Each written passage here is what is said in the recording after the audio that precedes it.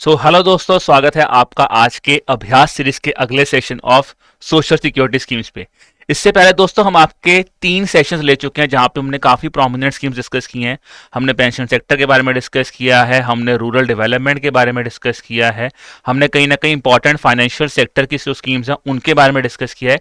और आज के सेशन में दोस्तों थोड़ा सा डिस्कस करेंगे हमारे किसानों के बारे में। तो कौन सी प्रोमिनेंट स्कीम्स जो एग्रीकल्चर सेक्टर की हैं उसके बारे में आज का सेशन हम जो है कंडक्ट किया जाएगा दोस्तों। बाकी उम्मीद कर रहा हूं कि आपको सेशन बढ़िया लग रहा होगा, आपको चीजें समझ आ रही होंगी। तो दोस्तों अगर सेशन बढ़िया लग रहे हैं, आपको स्कीम्स अच्छी लग रही हैं, स्कीम समझ आ रही हैं, तो प्लीज मुझे कमेंट सेक्शन में बताइए। बिकॉज अगर हम आपकी हेल्प कर सकते हैं और अगर हम आपकी हेल्प कर रहे हैं, यही प्राइम ऑब्जेक्टिव। और अगर आपको किसी का लगता है कि कोई ऐसी स्कीम है जो आप चाहते हैं कि हम अपकमिंग सेशंस में लें या वो भी हम आपको करवाएं, तो आप प्लीज दोस्तों कमेंट सेक्शन में जरूर बताइए। अपकमिंग सेशंस में मैं पूरी कोशिश करूंगा वो स्कीम्स भी आपके साथ कवर करने की। ठीक है दोस्तों, पर सेशन को शुरू करने से पहले दोस्तों एक इंपॉर्टेंट अनाउंसमेंट आप सबके लिए। देखिए, अगर आप ईपीएफओ की प्रिपरेशन कर रहे हैं दोस्तों, और सबसे पहली बात, आपने प्रीवियस ईयर क्वेश्चंस पेपर देखे होंगे, बट अगर आप एक डिटेल्ड सॉल्यूशन देखना चाहते हैं तो दोस्तों आपको previous year questions paper freely available मिलेंगे हमारी गाइड बुक में, जिसका लिंक आपको डिस्क्रिप्शन में दिया हुआ है। आप वहां से उसको डाउनलोड कर सकते हैं। इसके अलावा डिटेल सिलेबस क्या क्या, जैसे क्वांट रीजनिंग और इंग्लिश के टॉपिक्स गिवन, तो डिटेल टॉपिक्स, जीए के टॉपिक्स, क्या क्या चीजें इंपॉर्टेंट पढ़नी है, एक थोड़ा सा स्ट्रेटेजी जो है, इनिशियल स्ट्रेटेजी आप क्या बना सकते हैं, वो भी गाइडेंस आपको वहां से मिल सकती है। तो आप गाइड बुक को जरूर डाउनलोड कीजिए, बिकॉज कहीं ना कहीं पेपर का एनालिसिस होना सबसे इंपॉर्टेंट बात है, तभी आप यूपीएससी में आगे बढ़ सकते हैं। चलिए दोस्तों, तो शुरुआत करते हैं आज के सेशन के। सबसे पहले दोस्तों प्रीवियस सेशन का आपका होमवर्क क्वेश्चन डिस्कस करते हैं।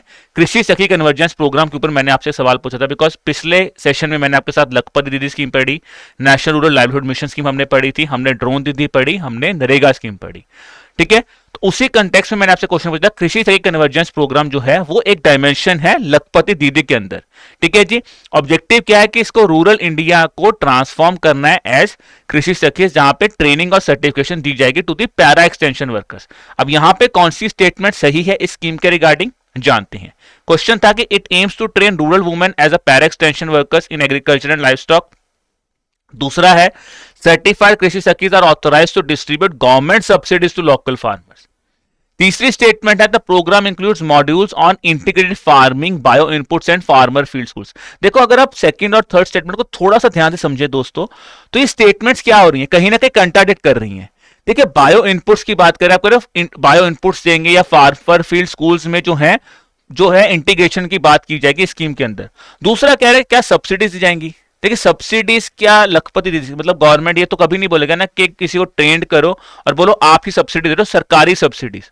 और गवर्नमेंट क्या कहता है कि मुझे सब्सिडीज क्या करनी है, मुझे मिडल मैन ही खत्म करने है, बिकॉज इसीलिए तो मैं डायरेक्ट बेनिफिट ट्रांसफर कंसेप्ट लेके आया हूं। तो इसलिए दोस्तों यहां पे सेकंड स्टेटमेंट गलत है, यहां पे आंसर बन जाएगा option number B, 1 and 3 is the right answer here.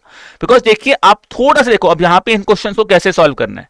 यहां पे बहुत ज्यादा इन डिटेल नहीं जाना, बहुत ज्यादा इन डेप्थ नहीं सोचना है।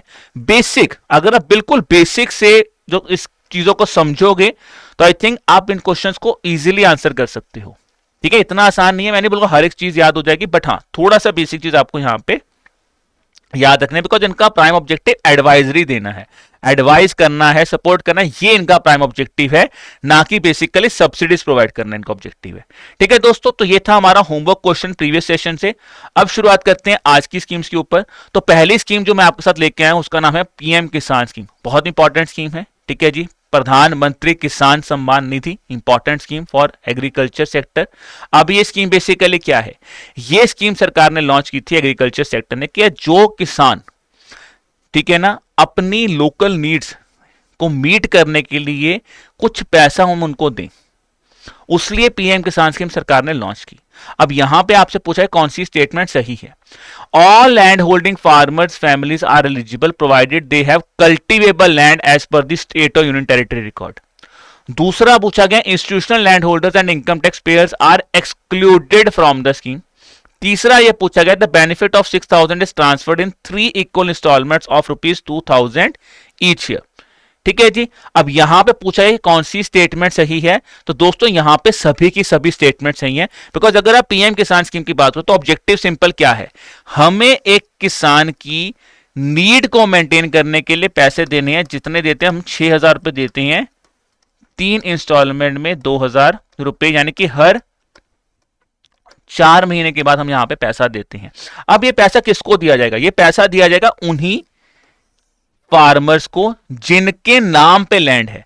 तो यानी कि यहां पे tenant farmer, share cropper included नहीं है। और भाई अगर आप अर्बन एरियाज में भी रहते हो और आपकी लैंड कल्टीवेबल है तो भाई आप यहां पे एलिजिबल हो। बट कुछ लोग कब एलिजिबल, कुछ चीजें नहीं है, जैसे इंस्टीट्यूशनल लैंड होल्डर हो, कोई कॉन्स्टिट्यूशनल पोस्ट पे बैठे हो, प्रोफेशनल हो, इनकम टैक्स पेयर हो, आपकी जो पेंशन है वो 10,000 से ज्यादा है तो आप एलिजिबल नहीं हो। तो ये चीज आपको यहां पे याद रखनी है, यही बेसिक स्कीम है, याद रखना है, ठीक है ना। तो यहां पे आंसर क्या बन जाएगा? Option number D. चलिए अब दूसरा सवाल मैंने आपसे पूछा है, consider the following statements regarding the implementation of the scheme. देखो जो चीज मैंने आपको समझाई है उसी पे मैंने आपको दूसरा सवाल पूछा है इंप्लीमेंटेशन के ऊपर, कि यहां पे आपको मुझे बताना है कौन सी स्टेटमेंट गलत है। Tenant farmers are also eligible if they are involved in agriculture activity. अब देखो यार सिंपल भाषा है, जब मैंने पहली लाइन में ये बोला है कि जिसके नाम पे लैंड है, जमीन जिसके नाम पे है वही बंदा एलिजिबल है, तो टेनेंट कैसे एलिजिबल हो जाएगा? तो ये तो गलत हो गया। दूसरा पूछा है there is no distinction between urban and rural cultivable land under the scheme here. पूछा गया कौन सी स्टेटमेंट गलत है? दूसरी स्टेटमेंट तो भैया बिल्कुल सही है, अभी तो पढ़ के आए हैं। Aadhaar based e KYC is optional for the beneficiary. क्या Aadhaar based e KYC optional है? मैंडेटरी नहीं है। मैंने किस में पढ़ाई थी? ऑप्शनल है। मैंने अटल पेंशन योजना में आपको बोला था कि यार आधार बेस्ड ई केवाईसी जो है ना वो ऑप्शनल होती है, बट अगर आपको बेनिफिट लेने हैं तो फिर भाई आपको आधार एनरोलमेंट करवानी पड़ेगी। वो हमने अटल पेंशन योजना में पढ़ा था। जबकि पीएम किसान में ऐसा नहीं है, पीएम किसान में आधार बेस्ड ई केवाईसी मैंडेटरी है। जी हां, ई केवाईसी मैंडेटरी है। तो यहां पे पूछा गया कौन सी स्टेटमेंट गलत है? तो यहां पे दोस्तों पहली स्टेटमेंट और थर्ड स्टेटमेंट दोनों ही गलत हैं, क्योंकि टेनेंट फार्मर्स में आपको बता दें, देखो सिंपल भाषा से याद रखना यार, अगर आपका नाम लैंड रिकॉर्ड में है और आपकी लैंड कल्टीवेबल है, बस सारा काम ही खत्म है। अगर आपने 2 वर्ड सीख लिए ना इस पूरी स्कीम में तो आपको सब कुछ क्लियर है। ये याद जरूर रखना कि जो लैंड होल्डिंग फार्मर्स की हम बात करते हैं वहां पे एक एक्सेप्शन आता है मेघालय और नॉर्थ ईस्टर्न स्टेट्स में, कि वहां पे एक्सेप्शंस दी गई हैं, ठीक है ना। और लैंड रिकॉर्ड में याद रखना दोस्तों 5 साल के लिए गवर्नमेंट ने इसको कह सकते हो फिक्स कर दिया था, और एक ही ऑप्शन है अगर किसी की डेथ हो जाती है उस केस में अगर जो है लैंड शिफ्ट होगी तो ऑब्वियसली फिर जो है फार्मर का नेम चेंज होगा, अदरवाइज जिनके नाम पे लैंड है बेनिफिट उन्हीं को ही मिलेगा, ठीक है। और बेनिफिट कैसे मिलता है? Direct benefit transfer, direct account में पैसा आता है, ठीक है दोस्तों। अब अगला सवाल फिर मैंने आपको पीएम किसान स्कीम के ऊपर ही पूछा है कि अब ये बताइए इसमें से कौन सा पीएम किसान का फीचर नहीं है। The PM Kisan mobile app allows the farmers to help up to 100 other farmers with eKYC. AI chatbot जो ई किसान मित्रा लॉन्च किया गया है इस स्कीम के अंदर, उसका ऑब्जेक्टिव है कि भाषणी और एक स्टेप को सपोर्ट किया जाए। अब भाषणी और एक स्टेप का मतलब क्या? भाषणी इनिशिएटिव क्या है? ये एक इनिशिएटिव है गवर्नमेंट ऑफ इंडिया का जिसमें हम लोकल लैंग्वेज में ट्रांसलेट करना चाहते हैं सारे के सारे benefits. Fund under the PM Kisan are allocated and sanctioned state wise. आपको बताना है कौन सी स्टेटमेंट गलत है। तीसरा है agriculture land use for commercial horticulture is excluded. Commercial horticulture excluded है, ठीक है जी। अब यहां पे पूछा गया कौन सी स्टेटमेंट गलत है, तो यहां पे दोस्तों तीसरी स्टेटमेंट गलत है, बिकॉज कोई भी स्टेट वाइज एलोकेशन नहीं यहां पे, ठीक है ना। ये भाई सिंपल बात है। ये कौन सी है? ये है central sector scheme. State wise कोई एलोकेशन नहीं है, सीधा का सीधा पैसा जो है वो सरकार कहती है बैंक में डालो, स्टेट को कोई पैसा नहीं देंगे, बिकॉज फिर मिडल मैन अप्रोच आएगी, वो हम खत्म करना चाहते हैं स्कीम के अंतर्गत, ठीक है। ये बिल्कुल सही है कि जो पीएम किसान मोबाइल ऐप था ना वो 100 अदर फार्मर्स को बेसिकली क्या है कि हेल्प करने के लिए, कि उनके केवाईसी को बेटर करने के लिए पीएम किसान ऐप लॉन्च किया गया। किसान ई मित्रा इसलिए लॉन्च किया गया तो जो भाषणी मैंने जो आपको बोला है कि लैंग्वेज कि यार आपको मल्टीलिंगुअल सपोर्ट मिले, कि अगर हम एक किसान की हेल्प करें जिसको हम 6,000 रुपया ही दे रहे हैं, 6,000 रुपीज तो दे रहे हैं 3 इंस्टॉलमेंट में उसकी डेली नीड मेंटेन करने के लिए, तो यार उसको उसकी भाषा में समझा भी तो पाऊं। यही तो इंपॉर्टेंट बात है कि उसको समझा भी तो पाऊं कि ये हमने आपके लिए लेके आया है, तो भाषणी आया, ठीक है जी। किसकी सपोर्ट में आता है? एक स्टेप फाउंडेशन भी आया, वो भी आया कि ठीक है जी हम भी आपकी हेल्प करेंगे इस चीज को रन करने के लिए। एग्रीकल्चर लैंड कल्टीवेशन होना चाहिए, बढ़िया कमर्शियल नहीं होना चाहिए, कमर्शियल हॉर्टिकल्चर के लिए रिक्वायर्ड नहीं है, ठीक है ना, बिकॉज अगर कमर्शियल हॉर्टिकल्चर है वो बेसिकली कमर्शियल लैंड होल्डिंग होगी, तो ये चीज है, ठीक है। तो ये इंपॉर्टेंट पॉइंट हमें यहां पे याद रखना है, ठीक है जी। चलिए अब बात करते हैं हमारी आज की दूसरी स्कीम के ऊपर, किसान से ही आगे बढ़ते हैं, किसान मान धन योजना। बिकॉज पीएम किसान स्कीम मैंने बोला कि यार ठीक है भाई मैं एक फार्मर को उसके लिए डेली नीड के लिए पैसा दे रहा हूं, अब उसी फार्मर को आगे मुझे पेंशन भी दिलवानी है, उस फार्मर को भी, ठीक है ना। मैंने बोला था अटल पेंशन योजना है, नेशनल पेंशन सिस्टम है, यूनिफाइड पेंशन सिस्टम है, तो यार लेबर श्रमिक के लिए कौन सी है? श्रम योगी मानधन। किसानों के लिए कौन सी है? किसान मानधन योजना, जो बेसिकली किसानों की एक क्या सी स्कीम है, एक आपकी किसान की पेंशन स्कीम लॉन्च की थी सरकार ने। Only small and marginal farmers aged between 18 and 40 years are eligible for the scheme. Central government जो है वो इक्वल अमाउंट कंट्रीब्यूट करता है जितना कि आप कंट्रीब्यूट करोगे, और in the event of subscribers death, अगर बंदे की डेथ हुई तो स्पाउस को 100% पेंशन यहां पे मिलती है। तो आपको मुझे बताना है यहां पे कौन सी स्टेटमेंट सही है प्रधानमंत्री किसान मानधन योजना के कंटेक्स्ट में दोस्तों। तो यहां पे दोस्तों हमारी जो है पहली दोनों स्टेटमेंट सही है, बिकॉज यहां पे प्राइम ऑब्जेक्टिव स्मॉल और मार्जिनल फार्मर्स को ही रखा गया था, बड़े फार्मर्स को हमने यहां पे नहीं रखा था। दूसरी बात यहां पे दोस्तों बेसिकली क्या बोली गई थी कि हमने बोला कि 18 टू 40 इयर्स के केस में अगर आप लोग आते हो, हम आप कंट्रीब्यूट करिए, सेम एज अटल पेंशन योजना, आप कंट्रीब्यूट करो। यहां पे एक चीज एडिशनल क्या आती है कि सेंट्रल गवर्नमेंट ने यहां पे बोला जितना पैसा आप कंट्रीब्यूट करो उतना ही सेंट्रल गवर्नमेंट भी कंट्रीब्यूट करेगी। डेथ हो जाती है तो यार यहां पे फैमिली पेंशन मिलती है 50% की। अब श्रम योगी मानधन में क्या है कि अगर स्पाउस की डेथ भी हो जाती है तो नॉमिनी को कोई पैसा नहीं मिलता, पैसा सारा का सारा फंड में वापस आ जाता है। किसान मानधन योजना में ये चीज नहीं है, अगर स्पाउस की डेथ हो जाती है तो नॉमिनी को जो है वो लमसम पैसा मिल जाता है। तो ये चीज आपको यहां पे याद रखनी है, ठीक है जी। अगला क्वेश्चन फिर प्रधानमंत्री किसान मानधन योजना के ऊपर कि विच of the following is not a correct feature of the scheme. Pension contribution जो है वो रेंज करती है 55 रुपए से लेकर 200 रुपए पर मंथ, ठीक है जी। State governments are mandated to share the farmers contribution equally. अब देखो यहां पे एक चीज मैं बोलूं कि ये क्वेश्चन आपको अपने आप ही इसका आंसर पता चल गया है, ठीक है ना, कि क्या स्टेट गवर्नमेंट को मैंडेट किया गया है in case of the death of a subscriber before vesting, यानी कि बिफोर द पेंशन जब आपकी स्टार्ट होगी, nominee receive contribution with interest, ठीक है जी। को contribution government are not return in case of premature exit. तो क्या ये स्टेटमेंट सही है? पूछा गया कौन सी स्टेटमेंट यहां पे गलत है। तो यहां पे दोस्तों जब मैं बात करता हूं तो यहां पे आपकी सेकंड स्टेटमेंट गलत है। स्टेट गवर्नमेंट्स आर मैंडेट, ठीक है जी, स्टेट गवर्नमेंट के लिए मैंडेटरी नहीं किया गया। सेंट्रल गवर्नमेंट ने तो बोला मैं इक्वल कॉन्ट्रीब्यूशन देगा, स्टेट गवर्नमेंट को यह बोला गया था कि यार अगर आपको लग रहा है कि आप भी इसमें जुड़ना चाहते हैं, आप भी कुछ शेयर कंट्रीब्यूट करना चाहते हो, आप कर सकते हो, मैंडेटेड नहीं किया। यहां पे मैंडेटेड वर्ड गलत है। State government have given the option कि आप भी फार्मर्स कंट्रीब्यूशन को दे सकते हो। पेंशन जो है वो आपकी 55 टू 2000 रुपीज के रेंज में रहेगी और आपको 3000 रुपए मंथ की पेंशन लग जाएगी after 60 years of age. Minimum 3000 की पेंशन लगेगी, ठीक है जी। दूसरा पॉइंट बिल्कुल सही है कि अगर डेथ ऑफ अ सब्सक्राइबर हो जाती है बिफोर वेस्टिंग, नॉमिनी को जो है वो इंटरेस्ट के साथ पैसा मिल जाएगा या फिर वो कंटिन्यू कर सकती हैं। देखो अगर आप प्री मैच्योर एग्जिट करती हो, यानी कि आप चाहते हो कि मैं 60 साल से पहले स्कीम को एग्जिट कर दूं, तो भाई सिंपल बात है, आपका पैसा जो है with the normal saving rate of interest आपको मिल जाएगा, बस गवर्नमेंट का जो आपको पैसा दिया गया वो नहीं मिलेगा। ये चीज आपको यहां पे याद रखनी है, ठीक है जी। अगला क्वेश्चन दोस्तों आता है विद रेफरेंस टू द किसान credit card scheme consider the following statements.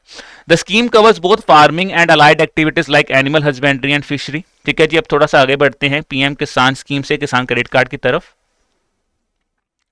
Senior citizen below the age of 65 can avail Kisan credit card loan without any co borrower. Loans up to ₹2 lakh under this schemes do not require collateral. अब देखो यहां पे कितने important point आता है। यहां पे important चीज बहुत सिंपल है, किसान क्रेडिट कार्ड स्कीम, किसानों को दिया गया एक पैसा कि भाई आप अपनी जो बेसिक नीड्स हैं उनको मेंटेन कर सको, अपना काम कर सको, उसके लिए सरकार ने इनको क्रेडिट कार्ड, एक कैसा क्रेडिट फैसिलिटी प्रोवाइड की है, ठीक है जी। तो आपको मुझे बताना है इन दिस कंटेक्स्ट कौन सी स्टेटमेंट सही है किसान क्रेडिट कार्ड को लेके। The scheme covers both farming and allied activities like animal husbandry and fisheries. तो क्या ये दोनों चीजों कवर करता है, अलाइड एक्टिविटीज को भी, ठीक है जी, और फार्मिंग को भी। Senior citizen below the age of 65 can avail KCC loan without any co borrower. ठीक है जी। अब दोस्तों देखो यहां पे एक चीज याद रखना कि क्या को बोरोवर का मतलब क्या होता है। किसान क्रेडिट कार्ड में एक फैसिलिटी क्या थी कि यार ठीक है, एक एज तक हम आपसे कोई भी लीगल हायर यानी कि कोई भी कह सकते हो कि यार गारंटी नहीं मांगेंगे, बट हाँ अगर आप कुछ एज के ऊपर चले जाओगे तो आपको एक को बोरोवर लेना जरूरी है। को बोरोवर का मतलब है जो बंदा आपके बिना पे बेसिकली एक साइन करेगा कि हाँ यार मैं एक लीगल हायर हूं, कि मैं इनकी लीगल गारंटी ले रहा हूं। तीसरा है कि loans up to ₹2 lakh under the scheme do not require collateral. तो यहां पे लोन तो ज्यादा मिल जाएगा, है ना, लोन तो ज्यादा मिल जाएगा, बट यहां पे आपको जो कोलेट्रल है वो कब तक नहीं देना, क्या 2 लाख तक नहीं देना, या 5 लाख तक नहीं देना, या 3 लाख तक नहीं देना। तो यहां पे दोस्तों सही आंसर क्या है, यहां पे सही आंसर बन जाता है ऑप्शन नंबर बी 1 और 3। देखिए senior citizen below the age of 65 नहीं है, below the age of 60 years है। अगर आपकी उम्र 60 साल से कम है तो भाई ये चीज below the age of 60 years है तो आपको को बोरोवर रिक्वायर्ड नहीं है। अगर 60 साल से ऊपर आपकी उम्र चला जाती है तो आपको एक को बोरोवर लेना मैंडेटरी है स्कीम के अंदर, मैंडेटरी ही है, ऐसा नहीं कि नहीं है, मैंडेटरी है। ठीक है जी। अब अगर मैं आपसे एक बेसिक सवाल पूछूं, चलो अब एक बेसिक सा सवाल मैं आपसे पूछता हूं, किसान क्रेडिट कार्ड की लिमिट कितनी होती है। ठीक है जी, किसान क्रेडिट कार्ड की दोस्तों लिमिट कितनी होती है। किसान क्रेडिट कार्ड की लिमिट जो है वो है 5 लाख रुपए। ये सरकार ने एक फैसला रिसेंट लिया था कि किसान क्रेडिट कार्ड की लिमिट जो है उसको बढ़ा दो, 3 लाख से 5 लाख, और ये इसी साल के बजट की अनाउंसमेंट है। इसीलिए स्कीम सबसे ज्यादा इंपॉर्टेंट बन जाती है दोस्तों। ठीक है जा, तो ये चीज याद रखनी है कि 3 लाख से बढ़ा के 5 लाख कर दी गई किसान क्रेडिट कार्ड की लिमिट है सरकार ने यहां पे। ठीक है, चलो तो ये भी याद रखना। अगला सवाल आता है दोस्तों, यहां पे कौन सी स्टेटमेंट फीचर्स के रिगार्डिंग किसान क्रेडिट कार्ड के बारे में सही नहीं है। तो एप्लीकेबल लैंडिंग रेट इज 7%, क्या 7% पे आपको जो है पैसा दिया जाता है। कार्ड इशूड अंडर द किसान credit card is valid for 10 years without review, क्या 10 साल के लिए होता है, बिकॉज देखो रिव्यू तो जरूरी है यार, रिव्यू होगा तभी आपको पैसा दिया जाएगा। फिर है insurance cover which includes 50,000 for death और परमानेंट डिसेबिलिटी। फिर लिखा है marginal farmers are eligible for a flexible credit limit between 10,000 to 50,000। बताइए यहां पे कौन सी स्टेटमेंट सही है, सॉरी सही नहीं गलत है, सॉरी फॉर दैट, गलत। तो यार यहां पे ना दोस्तों सेकंड स्टेटमेंट गलत है। देखो सिंपल बात है, मैंने आपको बोला कि आपको 5 लाख तक का लोन मिलेगा, 2 लाख तक कोलेटरल रिक्वायर्ड नहीं है, 60 साल के ऊपर लीगल बोरो मैंडेटरी है। अब देखो यार जब ये किसान क्रेडिट कार्ड दिया जा रहा तो ये यहां पे सबसे बड़ा फायदा क्या, सबसे बड़ा फायदा ये था कि जो लैंडिंग रेट है फिक्स कर देगा, 7% का लैंडिंग रेट दिया गया। फिर बोला गया कि यार हम आपको कार्ड दे रहे हैं but it will be subjective to review. Review मतलब 10 साल के बाद नहीं, 5 साल के बाद हम आपके कार्ड को रिव्यू करेंगे। जितना पैसा आपके कार्ड में आप मल्टीपल विड्रॉल करो, हमें कोई प्रॉब्लम है, बट हम 5 साल के बाद आपके किसान क्रेडिट कार्ड को रिव्यू जरूर करेंगे कि क्या आप उसको यूटिलाइज प्रॉपर कर रहे हो या नहीं कर रहे हो।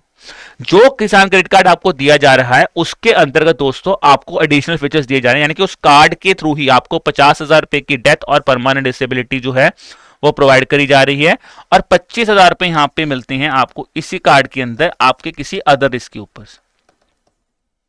कोई और रिस्क है तो उसके लिए 25,000 रुपए दिए जाते हैं। मार्जिनल फार्मर्स जो है, देखो एक स्कीम जो है हमने एक फ्लेक्सिबल क्रेडिट लिमिट भी रखी हुई है 10,000 से लेकर 50,000 के बीच बीच में। ठीक है, तो ये चीज हमें यहां पे याद रखनी है।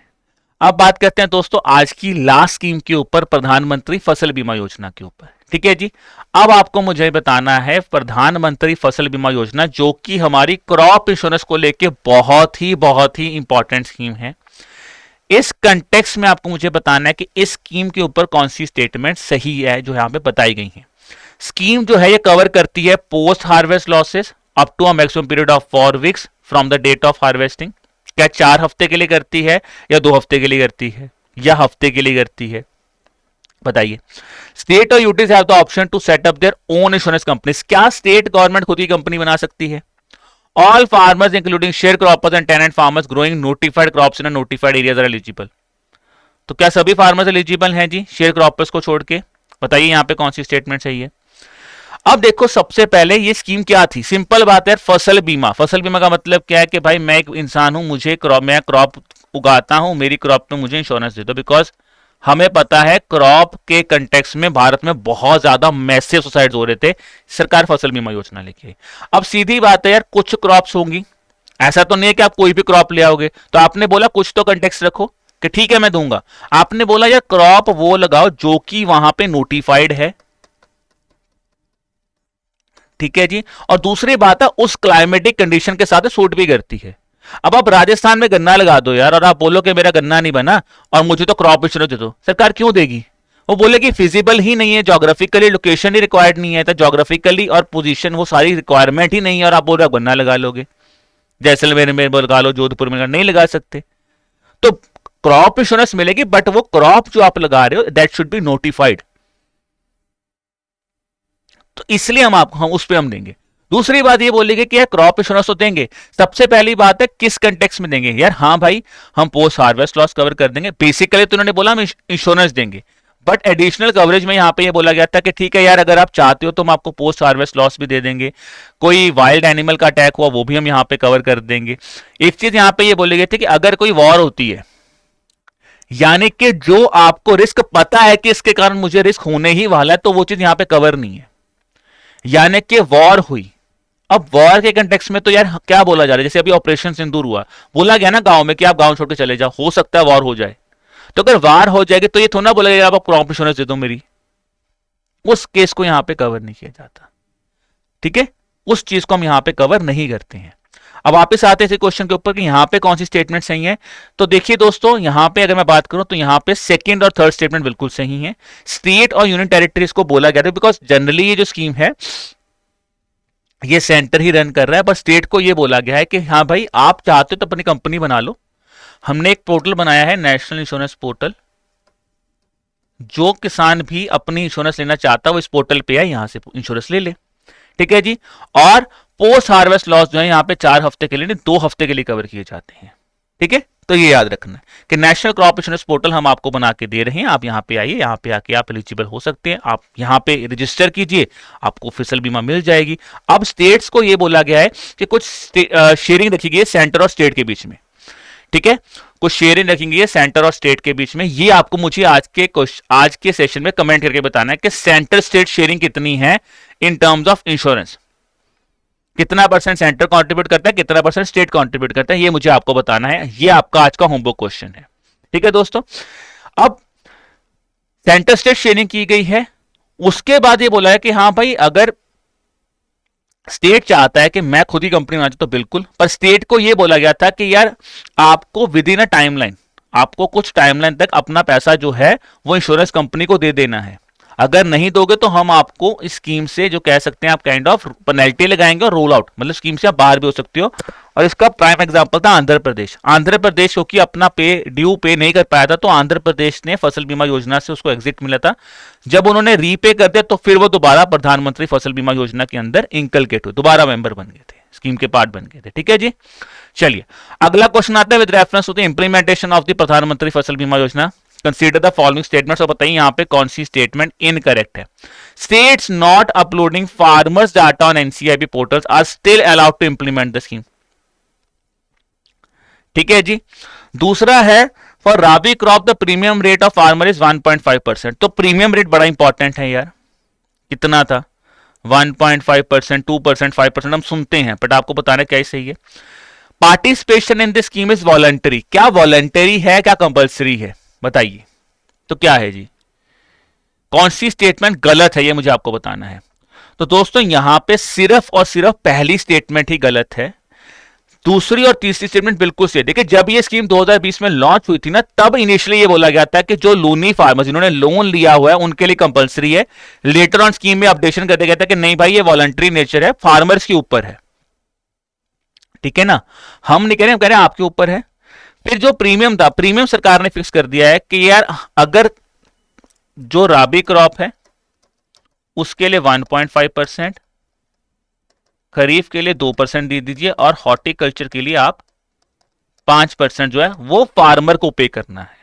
ठीक है जी। उसके ऊपर जो बाकी बचा पैसा है वो मैंने आपको बताया सेंटर स्टेट जो है कंट्रीब्यूट करते हैं, जो आपको मुझे होमवर्क में बताना है आज। और दूसरी चीज दोस्तों, यहां पे स्टेट को ये भी बोला जाता है, अगर स्टेट चाहती है कि फार्मर कुछ भी कंट्रीब्यूट ना करे, कि एक फार्मर कुछ भी ना करे, हम ही कर देंगे, तो फिर भी सरकार को कम से कम 1 रुपया जो है वो फार्मर से लेना पड़ेगा, स्टेट गवर्नमेंट को। तो ये चीजें यहां पे याद रखना कि स्टेट गवर्नमेंट को 1 रुपया फार्मर से लेना पड़ेगा। जीरो नहीं हो सकता कभी भी फार्मर का कॉन्ट्रीब्यूशन। ऐसा नहीं कि फार्मर 0 रुपीज दे रहा, नहीं, फार्मर को कुछ ना कुछ पैसा तो यार यहां पे देना ही देना पड़ेगा। तो मिनिमम 1 रुपया जो है वो कॉन्ट्रीब्यूशन होगा, बाकी स्टेट खुद भी कॉन्ट्रीब्यूट कर सकती है। ठीक है जी। और जैसे मैंने आपको नेशनल क्रॉप इंश्योरेंस पोर्टल में बता दिया था कि सबसे इंपॉर्टेंट बात है, अगर आप उस पोर्टल के मेंबर और उस पोर्टल पर रजिस्टर्ड हो तभी आपको बेनिफिट मिलेगा, नहीं तो बेनिफिट आपको यहां पे नहीं मिलेगा। अब बात करें दोस्तों आज के लास्ट क्वेश्चन के ऊपर, which of the following is not a feature of the Pradhan Mantri Fasal Bima Yojana? It offers coverage for crop loss due to attack by wild animals. It allows implementation using separate state portals by different state governments. ठीक है जी। ये तो answer हमें यहीं पे दिख गया कि यार यहाँ पे सेकंड स्टेटमेंट गलत है, बिकॉज मैंने आपको क्लियर कट बोला था स्टेट अपना पोर्टल नहीं बनाएगी, एक ही पोर्टल है नेशनल क्रॉप इंश्योरेंस पोर्टल, उसी के अंदर ही आपको एनरोल करना है। अगर आप एनरोल कर जाते हो तभी आपको फायदा बेनिफिट्स मिलेंगे, नहीं तो बेनिफिट्स नहीं मिलेंगे। Premium subsidies shared in the ratio of 90:10 between centre and north eastern states. Normal में इसमें क्या है वो मुझे आपको बताना है। और unit of insurance generally village और विलेज पंचायत है। ठीक है दोस्तों। तो आज देखिए मैंने आपको वैसी कोई क्वेश्चन होमवर्क नहीं दिया, बट मैंने आपको एक चीज जो बताई है वो मुझे आपको कमेंट सेक्शन में बतानी है कि सेंटर और स्टेट का शेयर कंट्रीब्यूशन कितना है, what is the share contribution. इसी में दूसरा मैं आपको यह बता रहा हूं कि इरिगेटेड और अनइरिगेटेड एरिया में क्या कंट्रीब्यूशन रहेगा। पहले तो नॉर्मल केस में बताइए, और इरिगेटेड अनइरिगेटेड एरिया में भी सेंटर कितना एक्चुअल में कंट्रीब्यूट करता है और स्टेट कितना कंट्रीब्यूट करता है। और यहां पे मैं आपको एक चीज और बता दूं, पहले स्कीम में क्या होता था कि यस पहले स्टेट पैसा देता था फिर सेंटर पैसा रिलीज करता था। अब सेंटर ने वो चीज खत्म कर दी है। सेंटर कहता है मैं आपको अपना पैसा रिलीज कर दूंगा, ठीक है ना। स्टेट से आपने माना आप जब आपके पास पैसा आता है तो इंश्योरेंस कंपनीज आप मेरे वाला पार्ट जो है वो रिलीज कर सकते हैं, बट कितना करेगा वो मुझे आपको आज के कमेंट सेक्शन में बताना है। ठीक है दोस्तों। तो ये था हमारा आज का सेशन जहां पे हमने इंपॉर्टेंट एग्रीकल्चर की स्कीम्स डिस्कस की हैं। फिर दोस्तों प्लीज मुझे बताइए कैसा लगा आपको सेशन। अगर कोई और स्कीम आपके मन में आ रही, चाहे वो एग्रीकल्चर सेक्टर की है, पेंशन सेक्टर की है, इंश्योरेंस सेक्टर की है, या फिर कोई ऐसा सेक्टर आपके मन में आ रहा है जिसको आप चाहते हैं मैं अगले सेशन में कवर करूं, तो प्लीज उसके बारे में हमें जरूर बताइए कमेंट सेक्शन में। और दोस्तों सेशन को एंड करने से पहले आपके लिए बहुत इंपॉर्टेंट अनाउंसमेंट, अगर आपका टारगेट है मुझे ईपीएफओ, ईपीएफसी या फिर ईओ ऑफिसर बनना है, तो दोस्तों हम भी आपके साथ जुड़े हैं विद अ सिंगल एम कि आप सक्सेसफुल कैंडिडेट बने, आपका जो ड्रीम है आप उसको फुलफिल करें। अब उसके लिए दोस्तों हम आपके लिए 3 वेरिएंट्स में आपकी हेल्प कर रहे हैं। अगर आपको बिल्कुल बेसिक से स्टार्ट करना है, यानी कि आपने यूपीएससी की कभी प्रिपरेशन ही नहीं किया बट आप चाहते हैं कि मैं प्रिपरेशन करूं और इस एग्जाम को क्लियर करूं, कि मैंने बाकी कॉम्पिटेटिव एग्जाम्स दिए बट यूपीएससी ओरिएंटेशन तैयारी नहीं की है, तो आप हमारे बेसिक का जो हमारा कोर्स है मास्टर कोर्स, जहां पे हमने सब कुछ बेसिक से पढ़ाया, पूरा डिटेल में पढ़ाया, आप वहां पे उसको एनरोल कर सकते हैं। अगर दोस्तों आप यूपीएससी के एस्पिरेंट हैं और आपको लग रहा है कि मैंने बाकी यूपीएससी वाला पार्ट सारा किया है, क्वांट रीजनिंग इंग्लिश किया है, सीसेट दे रहा हूं, बाकी चीजें पढ़ी हुई हैं, बट जैसे सब्जेक्ट्स आते हैं, इंडस्ट्रियल रिलेशन, लेबर लॉज आते हैं, सोशल सिक्योरिटी एक्ट्स आते हैं, जो मैंने नहीं पढ़े होंगे, आप स्पेशल सब्जेक्ट कोर्सेज के साथ जा सकते हैं। अगर आपने सब कुछ किया और आप सिर्फ और सिर्फ क्वेश्चन प्रैक्टिस करना चाहते हैं, जैसे हम आपको अभ्यास सीरीज में करवा रहे हैं, आप इसी लेवल की और क्वेश्चन प्रैक्टिस करना चाहते हैं, तो आप हमारे टेस्ट सीरीज के साथ भी जुड़ सकते हैं दोस्तों।